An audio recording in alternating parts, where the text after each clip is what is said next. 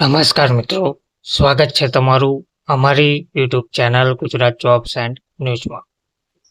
મિત્રો, ગુજરાતના લગભગ 13 લાખ જેટલા ખેડૂતો માટે સરકારે ખૂબ જ મહત્વનો નિર્ણય લીધો છે. ગુજરાતના 13 લાખ ખેડૂતોને હવે મળશે સીધો લાભ. સરકારે આ નિર્ણયથી ખેડૂતો માટે ખુશખબર આપી છે.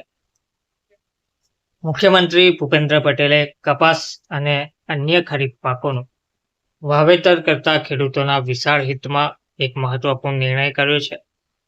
નર્મદા કમાન્ડ વિસ્તારના ખેડૂતો આગોતરું આયોજન કરીને પાકનું વાવેતર અને ઉત્પાદન વધારી શકે તે માટે મુખ્યમંત્રીએ આ વર્ષે આ વિસ્તારમાં જરૂરિયાત મુજબ સિંચાઈનું પાણી 1 મહિનો વહેલું એટલે કે 15 મે 2025થી આપવાનો નિર્ણય કર્યો છે.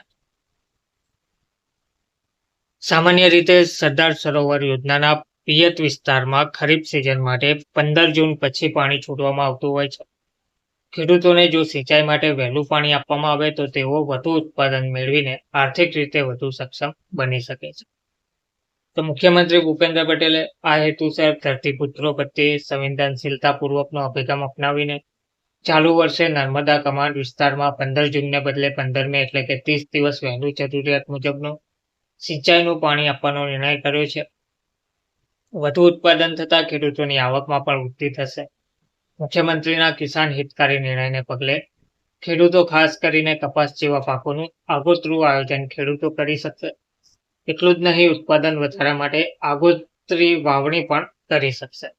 આ ખેડૂત હિતકારી નિર્ણયથી સરદાર સરોવર યોજનાના પિયત વિસ્તારના આશરે 13 લાખ ધરતીપુત્રોને સિંચાઈ સુવિધાનો સીધો લાભ મળશે. પાક વહેલો થવાથી તેમને બજારમાં સારી ઉત્પાદન કિંમત મળશે તેમજ વધુ ઉત્પાદન થતાં ખેડૂતોની આવકમાં પણ વૃદ્ધિ થશે.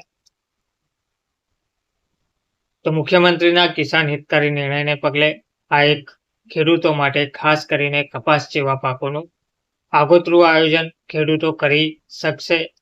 એટલું જ નહીં, ઉત્પાદન વધારવા માટે પણ વાવણી કરી શકશે તેવું કહેવામાં આવી રહ્યું છે અને વધુમાં ઉત્પાદન થતાં ખેડૂતોની આવકમાં પણ વધારો થશે.